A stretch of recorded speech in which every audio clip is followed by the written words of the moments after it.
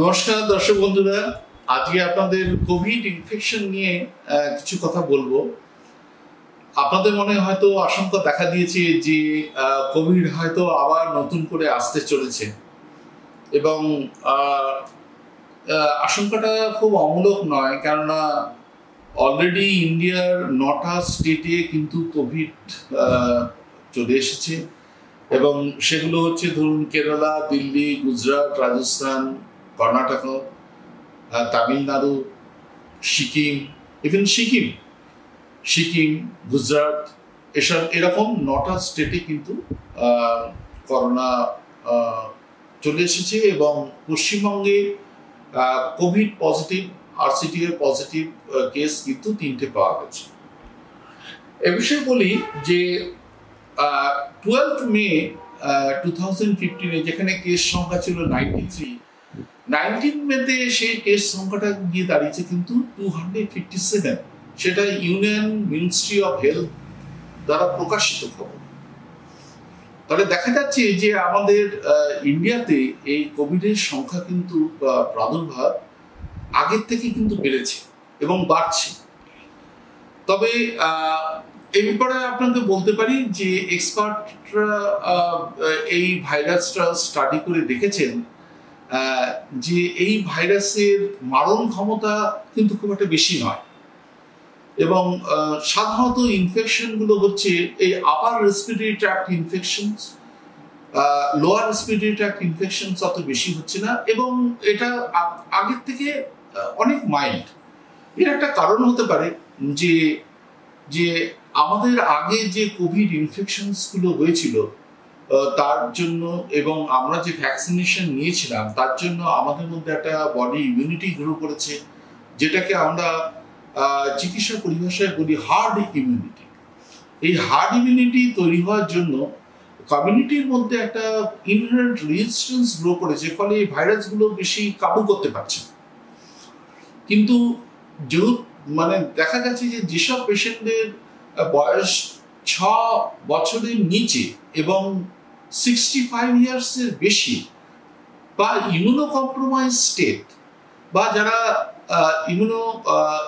যদি immune mediated ডিজিজে ভুগছেন বা তার জন্য কোনো ওষুধ খাচ্ছেন, তাদের কিন্তু এই ধরনের ইনফেকশনের সম্ভাবনা বেশি এবং এর মারণ ক্ষমতাটাও কিন্তু বেশি হবে এবং তাদের ক্ষেত্রে ইনফেকশনটা অনেক বেশি ভিগোরাস হবে। সাধারণত আমরা দেখেছি যে আগে যে আমাদের ভারতবর্ষে কোভিড ইনফেকশন হয়েছিল তাতে দেখা গিয়েছিল যে আলফা, বিটা, ডেল্টা, গামা এবং এই 4টে ভাইরাস দ্বারাই কিন্তু বেশি ইনফেকশন হয়েছিল, কিন্তু তার মধ্যে ডেল্টা ভ্যারাইটিটাই কিন্তু হচ্ছে সবচেয়ে মারণাত্মক এবং সবচেয়ে বেশি।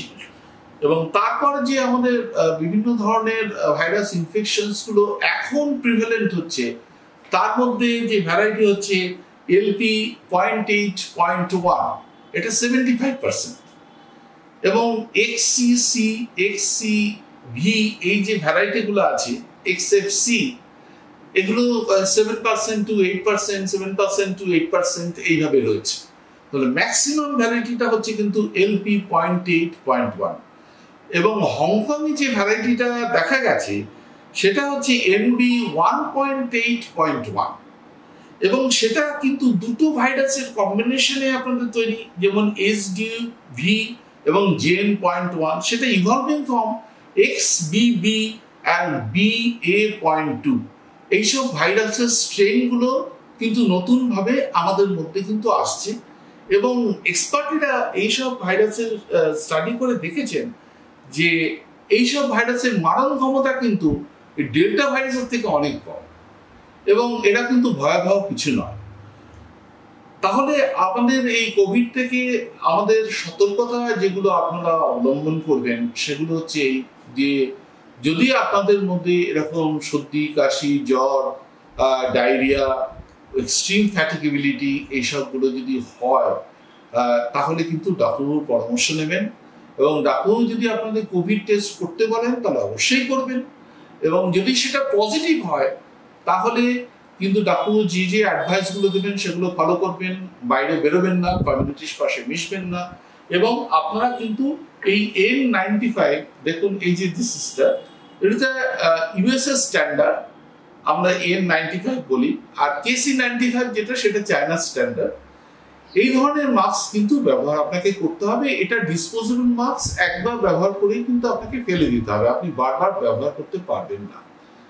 আর অনেক পুরনো মাস্কও ব্যবহার করবেন না, কারণ এর হাফ লাইফ বা আপনার সেলফ লাইফ যদিও একটু বেশি, 2 থেকে 5 সাল হয়, কিন্তু তার বেশি হলে কিন্তু এই যে ইলাস্টিক এবং এর ভেতরে যে ধরুন আপনার ফিল্টারগুলো থাকে, এগুলো নষ্ট হয়ে যায়, ফলে এর মধ্যে থেকে কিন্তু কোভিড ভাইরাস কিন্তু ট্রান্সমিশন হয়ে যেতে পারে। এবং এটা কিন্তু চিলড্রেনদের জন্য বা যেসব পুরুষ মানুষের মুখে প্রচন্ড দাড়ি গোঁফ আছে, এগুলো কিন্তু তাদের জন্য নয়। এই মাস্ক লাগাতে গেলে কিন্তু আপনাকে দাড়ি গোঁফ কামিয়ে তারপর লাগাতে হবে। যদি আপনি দাড়ি আছে গোঁফ আছে তার উপর দিয়ে লাগান, তাহলে হয় কি ওই লিকেজের ওখান দিয়ে কিন্তু ভাইরাস পাস করে যাবে, তাহলে ঠিক মতন করে হবে না, মাস্কটা ঠিক মতন করে লাগবে না এবং এর কার্যকারিতাটাও ঠিক মতন করে হবে না। আর এ ধরনের যে সার্জিক্যাল মাস্ক আপনারা ব্যবহার করছেন, এগুলো কিন্তু কোভিড ভাইরাসের জন্য কিন্তু নয়, এটা দিয়ে কিন্তু কোভিড ভাইরাস আপনি আটকাতে পারবেন না। এগুলো অ্যাজ সাচ এমনি ইউজ করতে পারেন, ডাস্ট পার্টিকলস এগুলো আপনার বাধাপ্রাপ্ত হবে, এর মধ্যে দিয়ে যেতে পারবে না অতটা ভালো করে। এবং যদিও ডাস্ট পার্টিকলস বা ফাইনাল পার্টিকলস গুলো কিন্তু এই কোভিড এই N95 মাস্কের মধ্যে দিয়ে কিন্তু আটকে যাবে। ফলে আপনারা পারলে পরে সবসময় N95 মাস্কই ইউজ করবেন। এবং কোভিডের সময় আপনারা কি কি জিনিস খাবেন, আপনাদের ভালো প্রচুর পরিমাণে জল খেতে হবে এবং আপনাদের শরীরের যে ন্যাচারাল ইমিউনিটি, এই ইমিউনিটিকে কিন্তু বুস্ট আপ করতে হবে। এই যত আপনার ভালো ইমিউনিটি থাকবে, তত কিন্তু আপনি কোভিডের বিরুদ্ধে বেশি লড়তে পারবেন।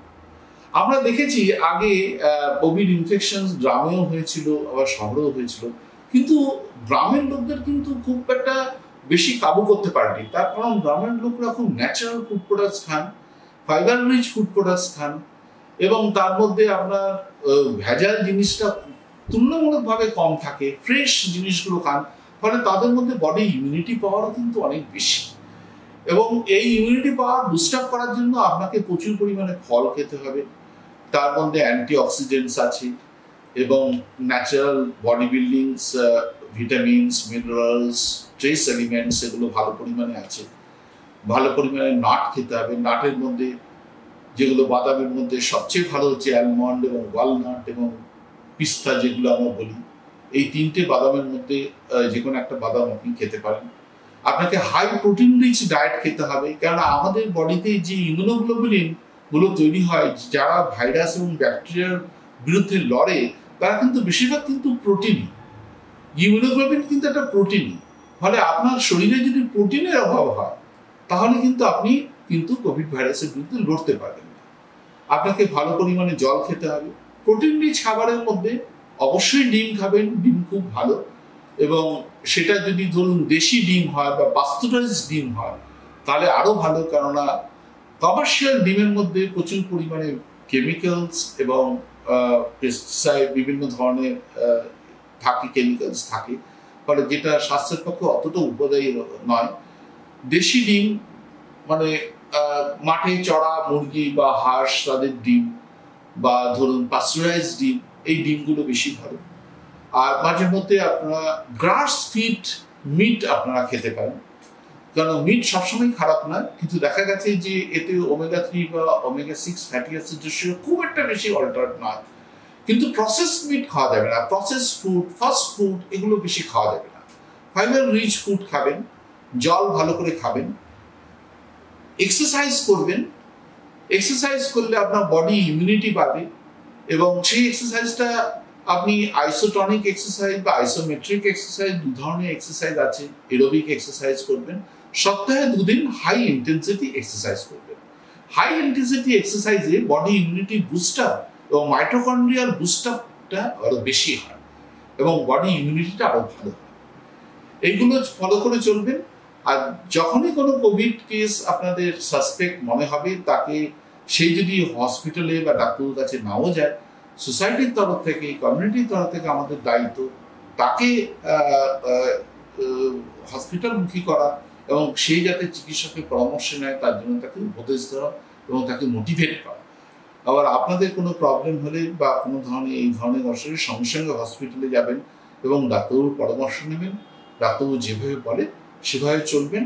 আপনাদের এত প্যানিক হওয়ার কোনো কারণ নেই, কারণ যে ভ্যারাইটিগুলো আমরা বললাম যে এলপি 0.8, 0.1 বা XCC বা XFC বা হংকং ভ্যারাইটি যেগুলো আছে MV 1.8, 0.1 and XVV, XDC, হ্যাঁ, এই ভ্যারাইটিগুলো কিন্তু অত মারাত্মক নয়। আগের যে ডেল্টা ভ্যারাইটি ছিল তার থেকে কিন্তু এরা কম ক্ষমতা সম্পন্ন এবং সাধারণত ছোটখাটো রেসপিরেটরি ট্র্যাক্ট ইনফেকশন ছাড়া আর বিশেষ কিছু করছে না। আমাদের পশ্চিমবঙ্গে যে 3টি কেস কোভিড টেস্ট পজিটিভ হয়েছে তারা কিন্তু এখন ভালোই আছেন, তারা বাড়িতে আছেন, তাদের বিরাট কোনো কিছু হয়নি, ছোটখাটো আবার রেসপিরেটরি ট্র্যাক্ট ইনফেকশনের মধ্যে দিয়ে আছেন এবং ডাক্তারের পরামর্শ নিয়ে আছেন, তাদের এমন কিছু বিরাট ক্ষতিকর কিছু হয়নি। একমাত্র আলিপুরে একজন পেশেন্টের সাধারণ কিছুদিনের জন্য শ্বাসকষ্ট হয়েছিল, কিন্তু তারপর উনি ভালো আছেন, তার SpO2 খুব সুন্দর আছে এবং ভালো আছেন। আপনারা অযথা প্যানিক করবেন না আর নিজেরাও ভীত হবেন না। নমস্কার।